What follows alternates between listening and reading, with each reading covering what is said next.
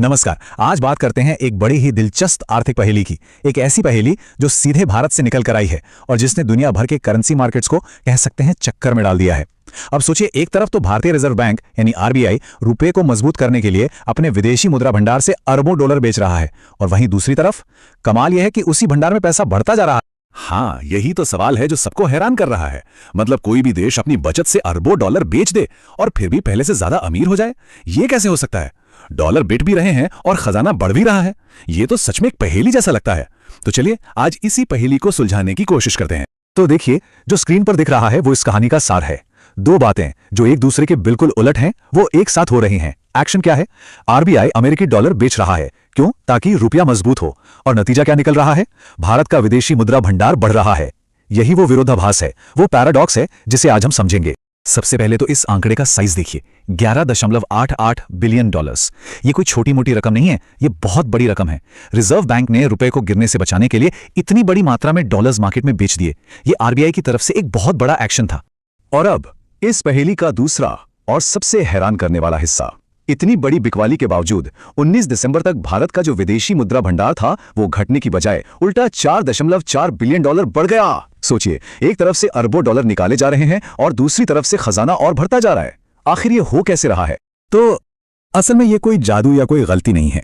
इसके पीछे एक बहुत ही सोची समझी, एक बहुत ही चालाक रणनीति है। और इस रणनीति के केंद्र में है एक खास फाइनेंशियल इंस्ट्रूमेंट। और ये रहा उस पहेली का जवाब, फॉरेक्स स्वैप। इसे आईएनआर यूएसडी स्वैप भी कहते हैं। ये एक ऐसा सौदा है जिसमें दो पार्टियां एक तय समय के लिए करेंसी एक्सचेंज करती हैं और बाद में उस सौदे को पलट देती हैं।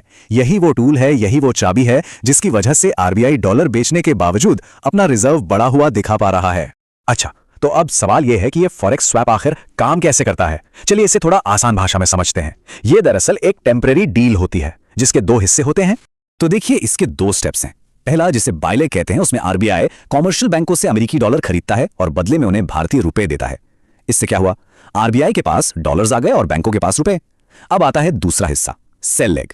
इसमें आरबीआई ये वादा करता है कि वो भविष्य में एक तय तारीख पर उन्हीं डॉलर्स को वापस बैंकों को बेच दे। और यहीं पर सारा खेल है। जब तक ये स्वैप एग्रीमेंट चलता है, मान लीजिए 3 महीने या 6 महीने, तब तक वो खरीदे हुए डॉलर्स आरबीआई की बैलेंस शीट पर उसकी संपत्ति के तौर पर दिखते हैं। भले ही ये बढ़ोतरी टेम्परेरी हो, लेकिन ऑफिशियल आंकड़ों में तो यही दिखेगा कि भारत का फॉरेक्स रिजर्व बढ़ गया है। अब सवाल उठता है कि अगर ये सब कुछ टेम्परेरी ही है तो फिर इसका फायदा क्या है? यहीं पर आरबीआई की शानदार स्ट्रैटेजी सामने आती है।